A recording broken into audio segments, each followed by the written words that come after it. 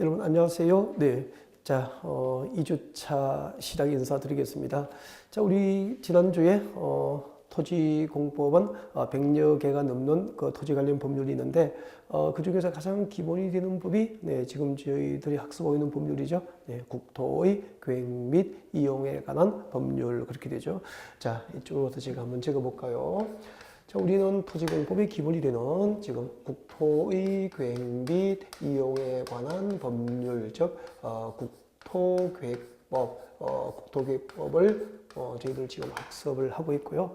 자, 이 법의 핵심 주제 중 하나가 우리나라 국토를 대상으로 수립된 각종 행정계획, 국토계획이 되죠. 네, 국토계획이 이 법의 핵심 주제가 됩니다. 라고 해가지고 아마 지난주 그 첫 주 강의는 이 국토계획법상 국토계획의 종류들을 여러분에게 소개하면서 그 국토계획이 전체적으로 어떻게 되어 있는지 국토계획 체계를 잡아드리는 방법으로 그렇게 강의가 진행됐을 겁니다. 네, 잠깐 소개를 하면은 자, 우리나라 국토를 대상으로 하는 그 국토계획 가운데서 최고의 국토계획입니다. 최고의 국토계획은 이제 국토종합계획이라고 있었죠. 네, 국토종합계획.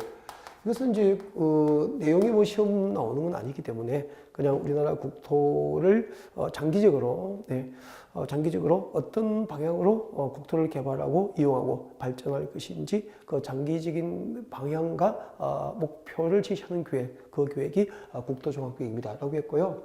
그리고 이제 국토종합계획은 지금 저희들이 공부하는 그 국토계획법상 국토계획이 아니고 국토기본법이죠. 네, 국토기본법이라고 하는 법률에 의해서 이제 수립하는 국토계획에 의해서 그냥 상징적으로 우리나라 국토를 개발하고 또 어떤 지역의 토지를 어떻게 이용하고 그리고 또 국토를 잘 보존하기 위한 장기적인 국토의 개발 방향과 목표를 제시하는 계획이라는 정도로만 이해하시면 된다고 했고요. 그 다음에 이제 이 국토종합계획에 부합될 수 있도록 그 이웃하고 있는 두 개성의 시군을 묶어서 이제 광역계획권이 지정되면 그 지정된 광역계획권 단위로 다시 국토는 계획됩니다. 그것을 우리가 광역도시계획이라고 했죠. 광역도시계획이다라고 했어요. 그때 이제 광역도시계획을 수립한 단위, 그 단위는 이렇게 되죠. 광역계획권이죠. 광역계획권 그렇게 됩니다. 그래가지고 광역계획권에서 광역이라는 말, 이 광역은 그냥 단순히 넓은 지역이 아니죠. 단순히 넓은 지역이 아니고 그 이웃하고 있는 두 개 이상의 도시를 이제 하나의 단위로 묶어서 이제 광역계획이 지정됩니다. 그렇게 했었죠. 예를 들면은 여러분 여기 서울입니다. 서울이고요. 그리고 인근에 경기도 광명 그리고 경기도 안양시가 있으면은 자 이렇게 서울이라든지 경기도 광명시라든지 그리고 경기도 안양시 그럼 몇 개죠? 그렇죠. 이렇게 세 개의 도시가 되죠. 이렇게 이웃하고 있는 두 개 이상의 시 또는 군 하나고요. 전부나 일부를 하나의 단위로 이렇게 묶어줍니다. 이것을 우리는 이제 광역계획권 그렇게 하는 거죠. 자, 이렇게 이웃하고 있는 두 개 이상의 시군을 묶어서 광역계획권이 지정되면은 이 지정된 광역계획권 단위로 이 지역을 어떻게 발전시켜야 할지 계획이 있어야 되겠죠. 그 계획이 광역도시계획이 되는 거죠. 그래서 자, 이렇게 광역도시계획이 수립된 지역이라면은 여기에 부합될 수 있도록 여기에 맞도록 다시 이제 한 개의 도시나 군 단위로 국토는 계획됩니다. 자, 이렇게 하나의 도시 그리고 하나의 군 단위로 수립하는 이제 국토 계획을 저희들은 도시군 계획이라고 했습니다. 도시군 계획이다라고 했죠. 그래서 우리나라에 있는 모든 도시와 군 지역은 모든 도시 지역과 군 지역은 그 관할 구역을 하나의 단위로 해서 행정계획이 수립되는데 그것을 우리는 이제 도시군 계획이다라고 하게 되고요. 도시가 수립하면은 도시계획, 군 단위로 수립한 도시군 계획은 군계획 그렇게 해서 도시가 수립하는 도시계획과 군 단위로 수립하는 군계획을 합하여 이제 도시군 계획이다라고 하게 되는 겁니다. 자, 그때 도시군 계획에는 두 가지가 있었죠. 두 가지가 있었는데. 자, 도시지역과 군지역의 그 기본적인 도시 공간 구조라든지 그리고 도시지역과 군지역의 장기적인 발전 방향을 제시합니다. 장기적인 발전 방향을 제시하는 것을 도시군 기본계획이라고 해요. 기본계획. 그래서 그 기본계획은 기본만 하는 계획이지 뭐 구체적인 정책을 정책으로 입안하고 결정하지는 않죠. 그래서 도시지역과 군지역의 기본적인 공간 구조와 그리고 그 도시지역과 군지역의 장기적인 발전 방향과 목표를 제시하는 계획, 그것은 도시군 기본계획이 돼요. 그러니까 우리 서울은 서울시 도시군 기본계획에 의해서 서울시의 장기적인 발전 방향과 목표가 계획되는 거예요. 이렇게 기본계획에서 장기적인 발전 방향과 목표를 제시하면 그 장기적인 목표가 달성될 수 있도록 도시지역과 군지역을 관리하기 위해서 도시지역과 군지역을 관리하기 위해서 구체적인 정책 6개를 정책으로 입안하고 결정할 수 있는 행정계획을 도시군 관리계획입니다. 라고 해가지고 아마 우리 그 첫 주 강의의 핵심 주제가 바로 이 도시군 관리계획 내용 6개, 그 6개를 여러분에게 소개하는 방법으로 강의가 진행이 됐을 거예요. 맞죠? 네. 여러분, 도시군 관리계획 내용 6개. 자, 도시군 관리계획이 무엇이었죠? 자, 첫 번째, 도시군 관리계획이라는 것은 해가지고, 자, 도시지역과 군지역의 토지위에다가 1번 용도지역이었죠. 용도지역과 2번 용도지구였죠. 이 용도지역과 용도지구라는 것, 그리고 이제 두 번째가 용도구역이었죠. 네, 용도구역이 되죠. 이렇게 용도지역, 용도지구, 용도구역을 새로 지정된 것을 변경할 수 있는 행정계획을 도시군 관리계획이라고 하죠. 용도지역, 용도지구, 용도구역을 지정하고 변경할 수 있는 행정계획이 도시군 관리계획입니다. 라고 해가지고 이렇게 해서 쭉 세 번째가 뭐죠? 그렇죠. 기반시설 설치, 정비, 개량에 관한 계획이다. 네 번째가 도시개발사업, 신도시개발사업이었죠. 네, 도시개발사업과 그리고 정비사업을 결정하는 행정계획이죠. 그리고 이제 다섯 번째가 지구단위 계획구역의 지정 및 변경, 지구단위 계획구역의 지정과 변경, 그리고 지구단위 계획의 수립과 변경에 관한 행정계획이다. 여러분, 여섯 번째, 6번이 무엇이었죠? 그렇죠. 제가 그 용산 미군기지 평택 이전을 소개를 드리면서 그 용산 미군기지가 이제 제도적으로 개발될 수 있도록 보장하기 위해서 이제 도입된 것 이거였죠. 네, 개발할 수 있는 입지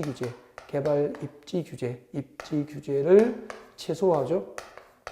개발 입지 규제를 최소화해서 네.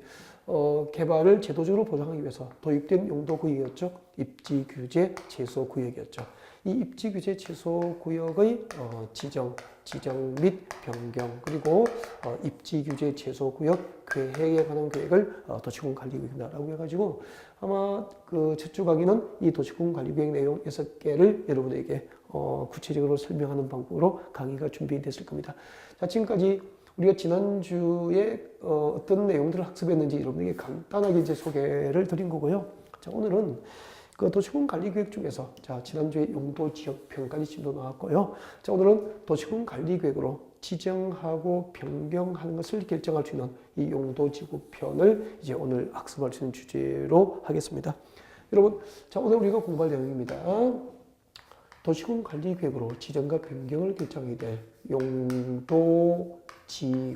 용도지구편이 이제 오늘 우리가 학습할 주제가 돼요. 먼저 입문 과정이기 때문에 용도지구가 무엇인지 용도지구에 대한 의의를 설명드리고요. 그리고 이 용도지구는 지난주에 공부했던 용도지역과 무엇이 다른지, 용도지구의 특징, 그리고 이제 용도지구의 분류, 여기까지 이제 진도를 준비할지도 그렇게 하겠습니다. 자, 용도지구가 무엇인지 입문 과정이니까 개념이 제일 중요하겠죠. 그래서 지금부터 여러분 용도지구에 대한 개념을 이제 정의할 수 있도록 그렇게 하겠습니다. 자, 예를 들어서 자 설명을 들을 수 있도록 그렇게 준비를 할게요. 여러분 여기 서울이에요. 서울입니다. 서울. 자, 이렇게 서울처럼 인구와 산업이 밀집되어서 이미 개발했고 또 앞으로 개발할 곳을 용도 지정합니다. 뭐죠? 도시지역이 되죠. 서울은 용도지역의 도시지역이에요. 네. 자, 그리고 서울은 그 토지의 용도지역은 도시지역이 지정되어 있지만 그 도시지역 안에 있는 토지는 다시 그 지역별로 토지의 기능이나 토지 특성에 따라서 토지의 용도별로 종류가 크게 네 가지로 구분됩니다. 그렇게 해서 네 개의 용도지역이 있었죠. 네. 자, 여기는 자, 서울시 주거지역입니다. 주거지역이고 여기는 상업지역이에요. 상업지역이고 여기는 공업지역입니다. 공업지역이고 여기는 녹지지역, 녹지지역 그렇게 되죠. 그래서 약칭해서 주상공록, 주상공록 그렇게 암기를 했을 거예요. 자, 이렇게 주거지역, 상업지역, 공업지역, 녹지지역이 있는데요.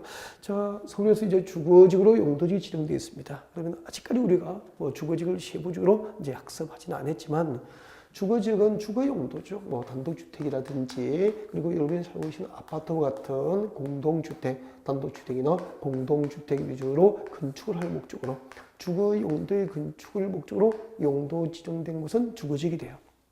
네.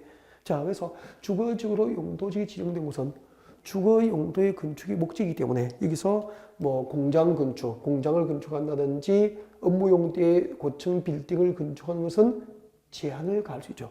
규제를 할 수 있다는 거죠. 근데 여러분 여기 있잖아요. 여기가 이제 여러분 그 아파트 디자인이라고 가정을 합시다. 자, 그때 이제 여름철에 비가 많이 오잖아요. 장마철에 비가 많이 오면은 계곡물이 넘쳐가지고 계곡물이 넘쳐서 주택단지가 침수될 수 있잖아요. 그 매년 이제 장마철만 되면 이렇게 상습적으로 침수되는 지역이 있으면은 자연재해를 당하게 되죠. 자, 그러면은 주거지역이라고 하는 용도지역의 지정으로 공장 건축을 막고 업무용도의 빌딩을 못 건축할 수 없도록 제한할 수 있지만 자연재해를 막을 수가 없잖아요. 그래서 그 주거지역이라고 하는 용도지역의 지정으로 달성할 수 없는 그 자연재해를 예방하기 위해서 그 주거지역 위에다가 여기다가 방제지구라고 하는 용도지구를 만드는 거예요. 이 방제지구 할 때 지구가 용도지구라고. 그러니까 방제니까 막을 방제, 재는 뭐죠? 재해를 의미한다고 해서 재해를 예방할 목적으로 지정하는 용도지구예요. 그래서 이렇게 방제지구가 지정되면은 이 주거지역에서 자연재해를 막기 위해서 여기는 재해에 대한 안전이 확보되지 못한 건축을 건축할 수 있도록 주거지역의 건축 제한이 완화됩니까? 강화됩니까? 주거지역의 건축 제한이 강화 적용된다고. 그래서 이미 지정된 주거지역, 용도지역이죠. 이미 지정된 용도지역 안에서 건축 제한을 더욱더 강화 적용하여서 그 주거지역에서 자연재해를 예방할 목적으로 방제지구라고 하는 용도지구가 만들어지는 거죠. 여러분은 지금 용도지구가 어떤 과정을 통해서 용도지구가 신설되는지 만들어지는지 그 과정을 보고 계시는 거죠. 그리고 지난주 용도지역 편에서 잠깐 그 건폐율과 용적률 설명드렸었잖아요. 그 건폐율과 용적률의 최대 한도가 1월달에 배우게 돼요. 이 네 개 주거지역, 상업지역, 공업지역, 녹지지역 중에서 건폐율과 용적률의 최대 한도가 가장 그 높게 적용되는 용도지역이 상업지역이에요. 그래서 상업지역은 보통 이제 고층 업무용대 빌딩들, 우리 강남역 주변 지역처럼 고층 업무용대 빌딩이 이렇게 과밀화될 수 있다고. 그러면 여러분, 고층 업무용대 빌딩이 과밀화되면은 이런 지역은 화재 위험이 크죠.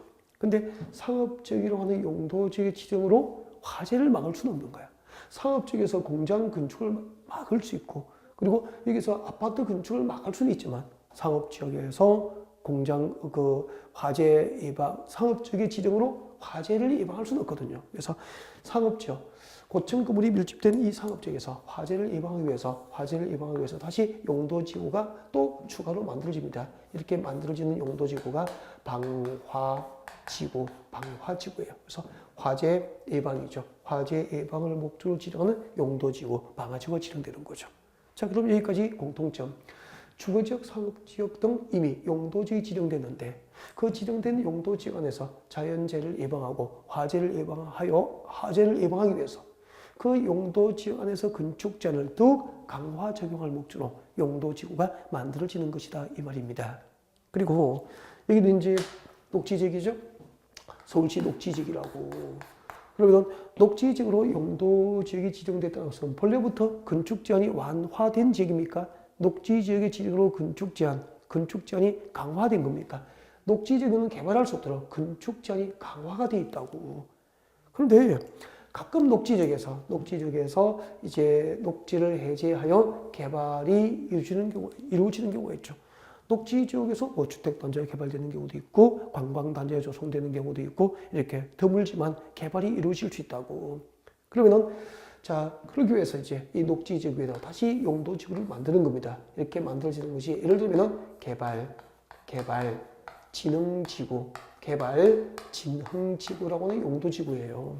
그러면은 개발진흥지구가 지정되면은 녹지지역은 본래 건축지형이 강화되어 있지만 이 지역, 이 녹지지역의 개발이 진행될 수 있도록 용도지구를 만들어서 이 녹지지역 안에 건축자를 이번에는 강화합니까? 완화합니까? 녹지지역 안에서 건축자를 완화하여서 개발이 가능할 수 있도록 만든 게 개발진흥지구예요. 그래서 자, 결론, 용도지구라는 것은 주거지역, 상업지역, 녹지지역 등 이미 지정된 용도지역이 있어서 그 용도지역, 지정된 용도지역 안에서 건축 제한을 더욱더 강화 내지 완화 적용하여 그 용도지역의 지정으로 달성할 수 없는 부수적인 목적, 재해를 예방하고 화재를 예방하고 그리고 개발을 진흥시킬 목적으로 만들어진 것을 용도지구라고 하는 거예요. 그래서 자, 결론, 용도지구라는 것은 이렇게 정의하면 되죠. 용도지구라는 것은 자, 여러분 그 교재 165페이지에 살짝 메모를 해도 괜찮잖아요. 핵심이 되는 키워드니까. 자, 용도지구라는 것은 이미 지정된 용도지역이 있었습니다. 이 지정된 용도지역 안에서 건축 제한을 더욱더 강화하거나 더욱더 완화 적용할 목적으로 그 용도지역 위에 추가로 부가적으로 지정되는 것. 이것을 용도지구라고 하는 거예요. 이미 지정된 용도지역 안에서 건축자를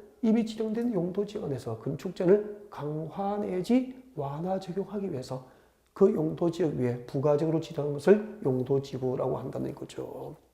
용도지구에 대한 개념적이 됐죠. 그래서 여러분은 지금 용도지구가 어떤 과정을 통해서 용도지구가 만들어지는지를 실제로 그 물리적 공간을 활용하면서 용도지구가 생성되는 과정, 만들어지게 되는 과정을 보여드리게 된 거죠. 네.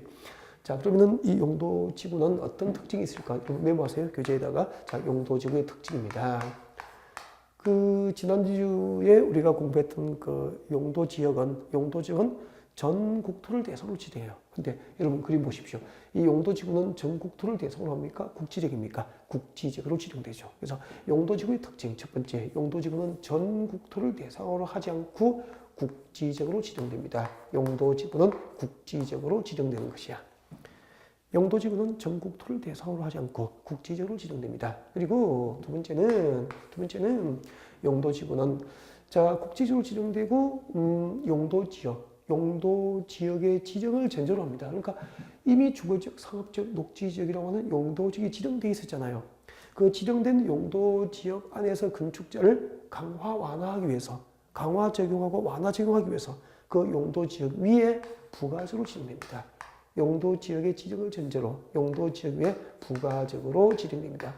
그러니까 용도지역 위에 부가적으로 추가로 지정하는 거예요. 네. 그리고 세 번째 용도지구는 상호, 중복 지정, 상호, 중복 지정도 있습니다.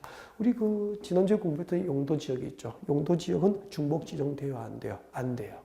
그죠? 그러니까 주거지역이면서 동시에 공업지역이 될 수 없는 거잖아. 그래서 주거지역으로 지정해서 아파트 지었는데 거기다 공업지역 중복 지정해서 아파트 앞마당에 공장 지을 수 없다고 했죠. 그래서 용도지역은 중복 지정될 수 없지만 용도지구는 중복 지정될 수 있기 때문에 경관지구면서 동시에 방제지구가 될 수 있다고. 그리고 방제지구면서 동시에 방화지구가 지정될 수도 있다고. 그래서 용도지구 상호간에 중복 지정될 수 있다. 그렇게 합니다. 왜 용도지구는 중복 지정될까요? 한번 저에게 한번 물어보세요. 왜요? 라고 한번 물어보세요. 왜요? 자, 용도지구가 왜 중복 지정되냐면 여러분 용도지구는 네, 농담이에요. 용도지구는 지구잖아, 지구. 지구는 네모입니까? 둥급니까? 둥글죠. 둥그니까 어디든지 굴러가서 중복되어 버리는 거죠. 재밌지 않나요? 네. 용도지구는 둥글기 때문에 어디든지 굴러가서 중복 지정될 수 있다. 그래서 용도지구끼리는 상호 굴러가서 중복 지정될 수 있다. 그렇게 기억하시면 좋겠습니다. 좀 뭐 농담이 설명했나요? 자, 용도지구의 특징이었습니다. 용도지구가 무엇인지 그리고 용도지구의 특징까지 여러분에게 설명을 드렸었고요. 그 다음에 이제 이 용도지구 분류 보겠습니다. 용도지구의 분류, 용도지구 분류. 이제 종류를 크게 이제 나누는 게 이제 분류가 되죠. 그래서 이 용도지구의 종류를 크게 이제 이렇게 구분을 하고 있어야 그 용도지구를 체계적으로 학습을 하는 것이 되는 거죠. 뭐 무엇인지를 열심히 많이 외웠어요. 많이 외웠는데 그 소속을 모르면은 그 체계적으로 알고 있는 것은 아니다 그런 얘기죠. 그래서 아까 그 여러분 교재 있잖아. 165페이지 보시면은 그 용도지구의 종류가 나와 있을 거예요. 그래서 박스 안에 보시면은 그렇죠. 경관지구, 고도지구, 방화지구, 방제지구 이렇게 시작해가지고 9번이 뭐죠? 그렇죠. 복합용도지구까지 9번에 복합용도지구까지 용도지구가 쭉 소개되어 있다고. 자, 여러분 용도지구를 크게 분류하면 이렇게 분류돼요. 자, 첫 번째요. 용도지구를 분류하면 이 제목들을 처음에는 암기하는 게 너무 중요해요.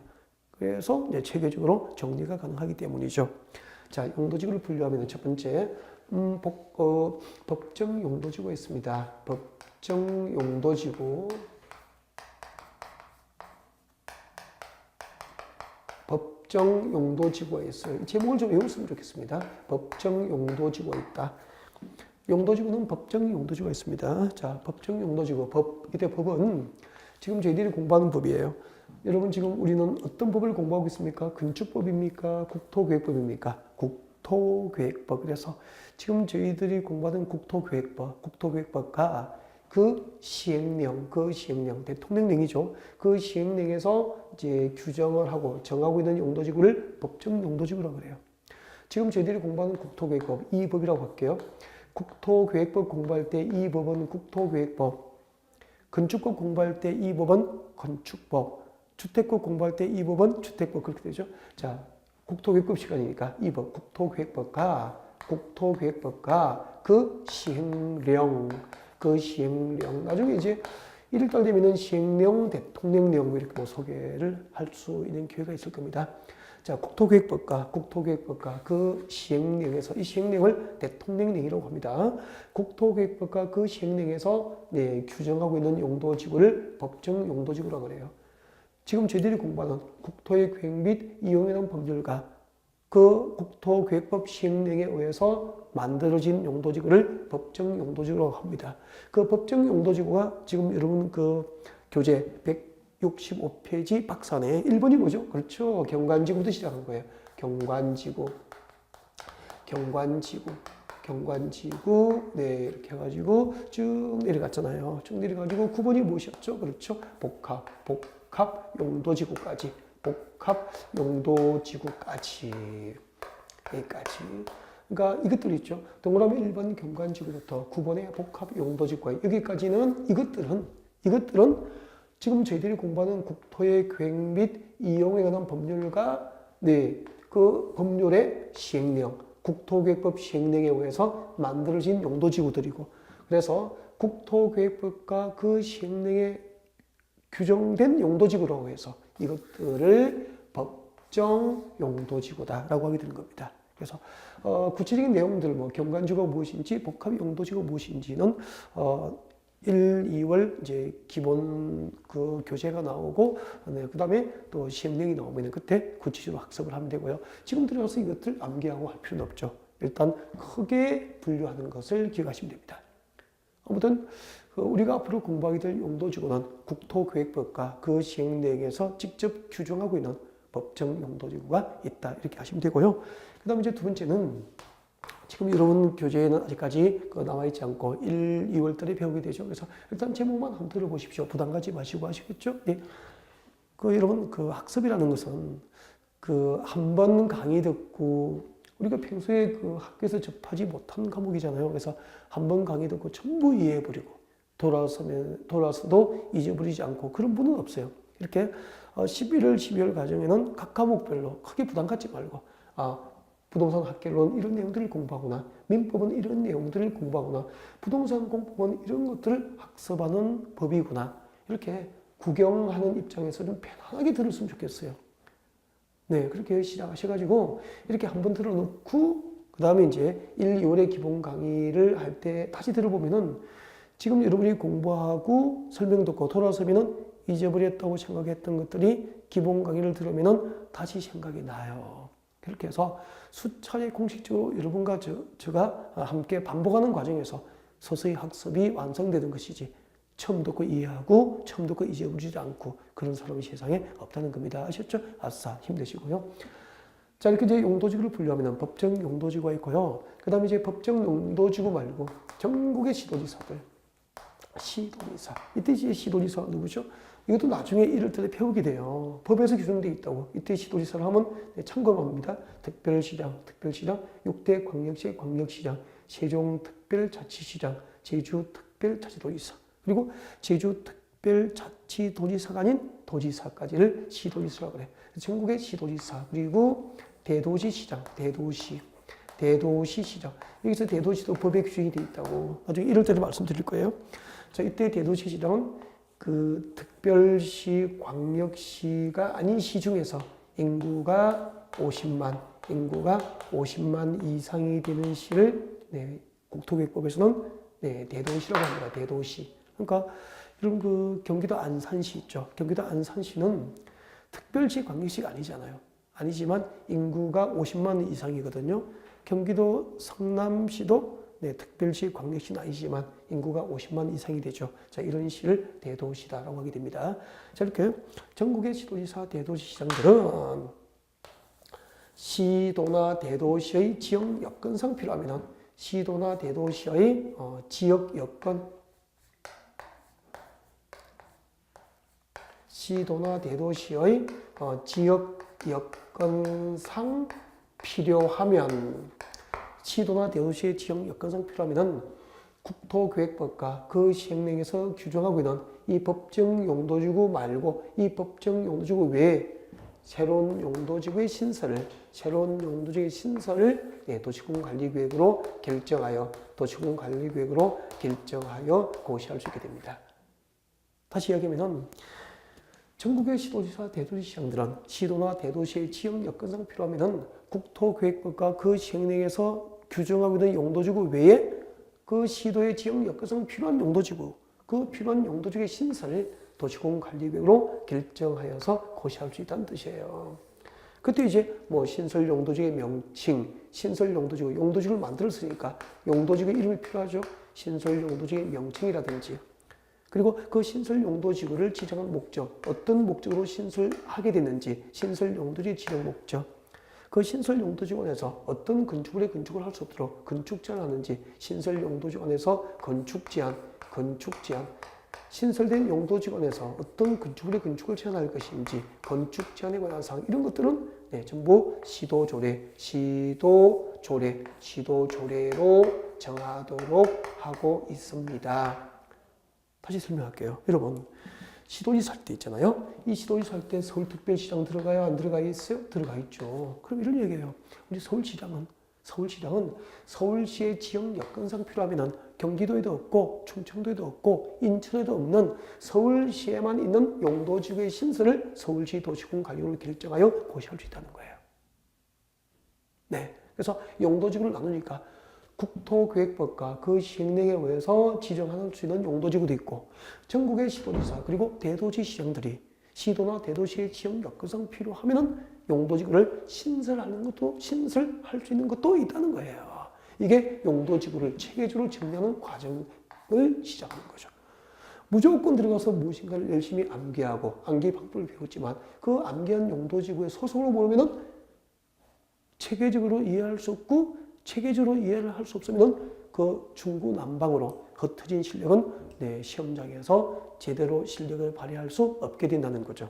자, 여러분에게 용도지구가 무엇인지, 그리고 용도지구의 특징, 그리고 이제 용도지구의 종류 등에 대해서 이제 학습을 해드린 거고요. 자, 우리 잠시 휴식하고 그 다음에 이제 도시군관리계획 중에서 용도구역편을 준비할 수 있도록 그렇게 하겠습니다. 네.